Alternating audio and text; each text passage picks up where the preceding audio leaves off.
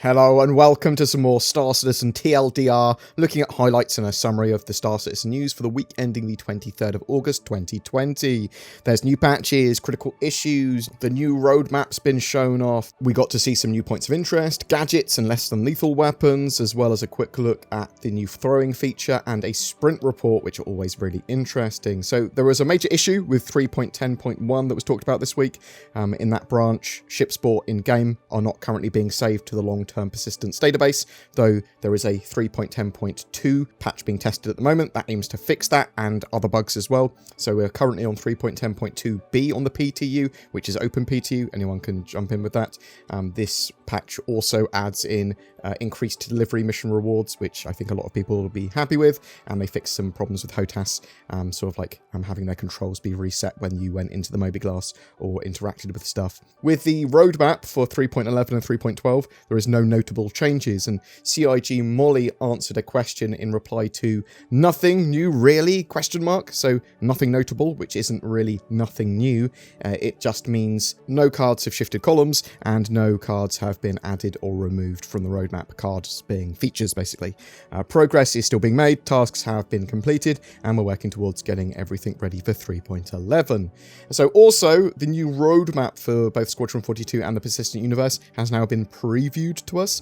In the coming weeks, we should see a bit more about how it's going to be implemented and some test cases of it actually being shown to be implemented for certain teams. And then we're going to give a bit more feedback and see what happens. So we're basically going to have each quarter divided into 6 2-week sprints, and then more details on each individual feature, the team's working on it, and its progress, exactly what that feature is. It will be pretty good if Cloud Imperium can keep it up to date and not let the communication lines slip. So with Inside Star Citizen, we got to see the new throwing mechanic that allows you to equip throwables or get ready to throw an item by pressing G, it looks like, and then you can left click to overarm throw an item, right click to throw the item underarm, and this is combined with a much more sort of like accurate aiming system. Items will behave based on their mass and material, and they're looking at sort of like grenade arcs on the UI as well and things like that. Area 18 has been getting day-night cycles implemented. It actually really affects the way the location looks, as you might expect. They are concepting new access doors and hatches for the exteriors of space stations. This is to support some of the new EVA missions for investigation, repair, and potentially combat sort of type missions. They are also building new defense turrets for some stations. So one day the idea is that locations, whether they be on the ground or by space stations or whatever, there's going to be enough security and laws and defenses and all this sort of stuff that green zones can be removed entirely and then handled by in-game systems. They have been concepting and exploring homesteads for moons and planets. This is places where NPCs can live and sort of like additional points of interest for missions exploration, sort of like adding more life to an area. But we'll see these probably as like bases and things that people will want to attack and defend, I would expect in the future as well, or at least would evolve into that sort of thing. There are more points of interest that are being worked on as well, with large rock formation generation. We're going to see a load of these assets in Pyro for sure, but they're sort of like building out more and more interesting sort of biomes, assets, and all that sort of jazz as well. There was a environment AMA. They literally talked about a load of the planetary tools and that sort of stuff. I've done quite an in-depth video on that, which you can check out in my channel, but I'll go over a very quick summary of it. There's lots of progress on new planetary tools and sort of Pyro as a system. These new tools allow them to build planets and biomes better and faster, but they do need to add more and more assets to be able to have sort of like much more different biomes, because they don't have like lush biomes for jungles or forests yet and things like that. However, their asset library's increasing with sort of like work on Pyro. You're not going to see volcanoes or flowing lava in Pyro though, because they don't have the tech to do that. They might add that later, or add like lava plants and stuff in the future in different star systems. We will see forests in the future, as well as dangerous plants.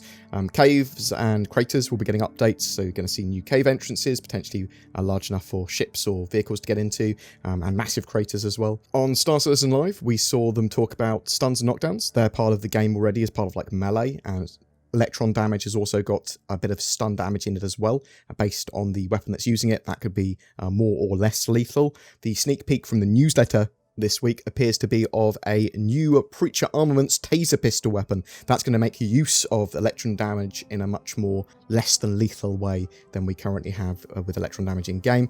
We don't have any indication of when that weapon's going to be in game though, but expect it to be supporting sort of like the more bounty hunter gameplay. Gadgets like throwable decoys and deployable shields will be a thing. We should start to see some of these gadgets from early 2021. We'll also see at some point different grenade types. There's going to be a downed and bleeding out state added to the game, so you're not going to be insta-dead when your health hits 0. You'll be on the floor, you'll be stunned, you can get people can pick you back up, stabilize you, that sort of stuff in the future. They are working on the inventory and trading system and updates to that. Armor might need power in the future, and certain energy weapons might be able to charge from certain armor types. In the future, we're likely to see the shooting ranges again, though the green zones make that difficult short term, because you can't have a shooting range in an area where you can't shoot, if you see what I mean. There will be a grappling hook device for 0G movement. They said that we could have flamethrowers in game, though they aren't currently planned. We will see more weapon customization with mods and skins in the near future. We will also see more accurate bullet drop, and weapon zeroing is going to be very important for that, so you can get your sort of like shots to actually hit the target that you want to, and it's going to change based on the planet and the atmosphere you're in, I suppose. Dual wielding weapons is apparently not something they're looking into, because it's actually quite complicated tech-wise. A physical damage system is coming, as are different ammo types. Weight, loadout, and armor will affect your character's movements.